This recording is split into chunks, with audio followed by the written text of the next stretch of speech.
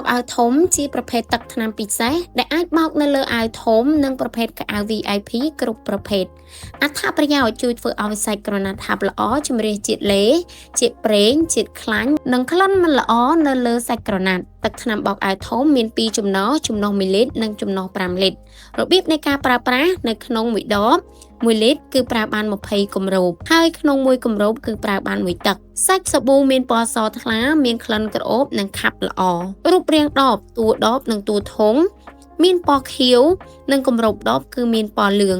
Sticker មាន logo យក្សានិងមេបញ្ជាក់ថាជាប្រភេទទឹកថ្នាំបោកអាវធំមានសេចក្តីណែនាំច្បាស់លាស់ក្រោយដបឬធុងមាន logo យក្សាផុសចេញពីសំបកដបច្បាស់ៗតែម្ដងទឹកថ្នាំបោកអាវធំបានចុះបញ្ជីចបផត្រឹមត្រូវនិងជាផលិតផលរបស់ខ្មែរមានស្តង់ដារប្រើប្រាស់ដោយទំនុកចិត្តនិងភាពជឿជាក់ខ្ពស់